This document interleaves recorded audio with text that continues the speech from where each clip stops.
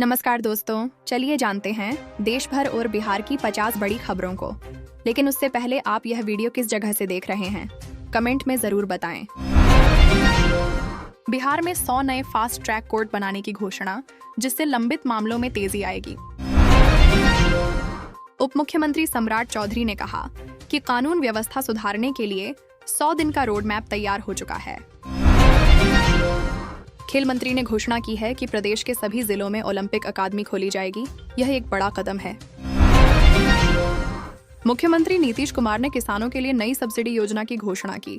लाखों किसान इससे लाभान्वित होंगे। किसानों को सिंचाई सब्सिडी योजना का लाभ जल्द ही मिलना शुरू होगा। इस पर काम तेजी से चल रहा है। पटना एयरपोर्ट को इंटरनेशनल विस्तार के लिए मंजूरी मिल गई है, जिससे राज्य के विकास को गति मिलेगी। पटना में गंगा पथ के दूसरे चरण का काम शुरू हो गया है, जिससे शहर को ट्रैफिक जाम से बड़ी राहत मिलेगी। बिहार में 5000 नई पुलिस भर्ती की प्रक्रिया जल्द शुरू होगी, जिससे सुरक्षा व्यवस्था और मजबूत होगी। पटना सिटी के विभिन्न इलाकों में बढ़ती ठंड को देखते हुए गरीब लोगों के लिए रैन बसेरों की स्थापना की गई है। पूरे बिहार में पछुआ हवा के प्रभाव से ठंड में इजाफा हुआ है। लोगों को गर्म कपड़े पहनने की सलाह दी गई है। दरभंगा में एक बड़े फ्लाईओवर निर्माण कार्य की शुरुआत अगले महीने से होगी, जिससे यातायात सुगम बनेगा। डिजिटल बिहार मिशन के तहत अब पंचायतों में फ्री वाईफाई जोन बनाने का काम शुरू हो गया है। कटिहार के प्राणपुर NH 61 पर कच्चा मखाना लूटने के मामले में पुलिस ने 5 अपराधियों को गिरफ्तार किया है। जहानाबाद के एक गांव में दिन दहाड़े एक वृद्ध किसान की धारदार हथियार से हत्या कर दी गई। पुलिस जांच में जुटी है। पूर्व विधायक अशोक चौधरी का इलाज के दौरान पटना में निधन हो गया। राजनीतिक गलियारों में शोक की लहर है।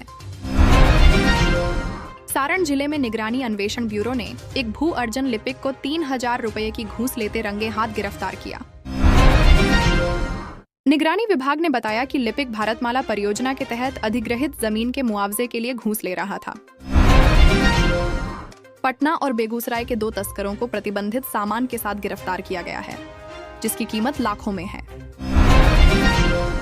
बिहार विधानसभा के शीतकालीन सत्र को लेकर पक्ष और विपक्ष दोनों ने अपनी रणनीति पर काम करना शुरू कर दिया है।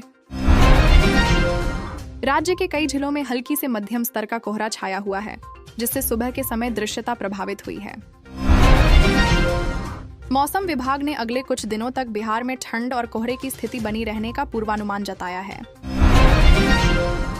राज्य में सड़क सुरक्षा के लिए हेलमेट और सीट बेल्ट की जांच को लेकर सघन अभियान चलाया जा रहा है। पटना में मेट्रो रेल परियोजना का काम तेजी से चल रहा है। उम्मीद है कि यह तय समय पर पूरा हो जाएगा। मुजफ्फरपुर में अतिक्रमण हटाने को लेकर नगर निगम का अभियान जोरों पर है। कई अवैध निर्माण हटाए गए हैं। भागलपुर में गंगा नदी के तटबंधों की मजबूती के लिए चल रहे कार्यों का अधिकारियों ने निरीक्षण किया है।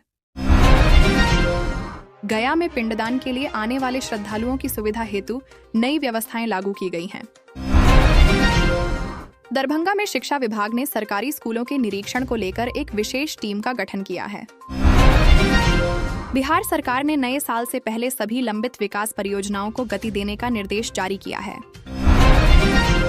जिलाधिकारियों को ठंड और शीतलहर को देखते हुए सभी आवश्यक उपाय करने के निर्देश दिए गए हैं। सरकारी स्कूलों में शिक्षकों की उपस्थिति सुनिश्चित करने के लिए बायोमेट्रिक सिस्टम को सख्ती से लागू किया जा रहा है। राज्य के ग्रामीण क्षेत्रों में बिजली आपूर्ति में सुधार के लिए नए सब स्टेशनों के निर्माण को मंजूरी मिली है। पंचायती राज संस्थाओं को विकास कार्यों के लिए आवंटित राशि जल्द जारी करने का फैसला लिया गया है। सरकारी दफ्तरों में कामकाज में तेजी लाने के लिए डिजिटल फाइलिंग सिस्टम को बढ़ावा दिया जा रहा है। भारतीय टीम पर दक्षिण अफ्रीका के खिलाफ दूसरे वनडे में स्लो ओवर रेट के कारण मैच फीस का 10% जुर्माना लगा है। ICC match referee Richie Richardson ने भारतीय टीम पर यह सजा सुनाई है, जो क्रिकेट जगत की बड़ी खबर है। बिग बॉस 19 की चमचमाती ट्रॉफी एक्टर गौरव खन्ना ने अपने नाम कर ली है। उन्हें 50 लाख रुपए का इनाम मिला। प्रियंका गांधी ने बीजेपी पर हमला बोलते हुए कहा कि जितने साल मोदी अब तक PM रहे, उतने साल तो नेहरू जेल में थे। लोकसभा में प्रियंका गांधी ने वंदे मातरम की 125वीं वर्षगांठ पर विशेष चर्चा के दौरान यह बयान दिया। देश के कई हवाई अड्डों पर इंडिगो की उड़ानें अब सामान्य हो गई हैं। यात्रियों ने राहत की सांस ली है। हवाई अड्डों पर इंडिगो की उड़ानें रद्द होने और देरी का सिलसिला खत्म हो गया है, जिससे सफर आसान होगा। किसानों पर पराली जलाने के मामलों को लेकर सख्त कार्रवाई हुई है और अब तक 2183 FIR दर्ज हुई हैं। चीनी विदेश मंत्रालय ने कहा कि चीन, रूस और भारत के मैत्रीपूर्ण संबंध क्षेत्रीय और वैश्विक शांति के लिए अहम हैं। ब्रिटेन में तहलका मचाने वाले सेक्स स्कैंडल ग्रूमिंग गैंग के सदस्यों को स्वीकार करने पर पाकिस्तान सहमत हो गया है। हालांकि पाकिस्तान सरकार ने शर्त रखी है कि कुछ इमरान समर्थकों को भी वापस पाकिस्तान भेजा जाए। थाईलैंड और कंबोडिया के बीच विवादित सीमा पर हवाई हमले शुरू होने से युद्ध जैसी स्थिति बन गई है। दोनों पक्षों ने एक दूसरे पर पहले हमला करने का आरोप लगाया है, जिससे तनाव और बढ़ गया है। घरेलू शेयर बाजार में आज तेज बिकवाली देखने को मिली। सेंसेक्स 610 और निफ्टी 226 अंक गिरकर बंद हुए। मुख्य आर्थिक सलाहकार ने कहा कि संरचनात्मक सुधार और स्थिर नीतियां भारत की आर्थिक प्रतिस्पर्धा बढ़ा रही हैं। सरकार विकसित भारत 2047 विजन के प्रमुख कारक के रूप में युवाओं को सशक्त बनाने के लिए प्रतिबद्ध है। केंद्र सरकार द्वारा अवैध रोहिंग्या और बांग्लादेशी घुसपैठियों के खिलाफ सख्त कार्रवाई के निर्देश दिए गए हैं। सभी नगर निकायों को संदिग्ध घुसपैठियों की पहचान कर उनकी लिस्ट तैयार करने का निर्देश दिया गया है। रक्षा मंत्री राजनाथ सिंह ने लद्दाख से बॉर्डर रोड्स ऑर्गेनाइजेशन के 125 रणनीतिक रूप से महत्वपूर्ण प्रोजेक्ट का उद्घाटन किया। यूनेस्को अंतर सरकारी समिति के 20वें सत्र की मेजबानी भारत 8 से 13 दिसंबर तक कर रहा है।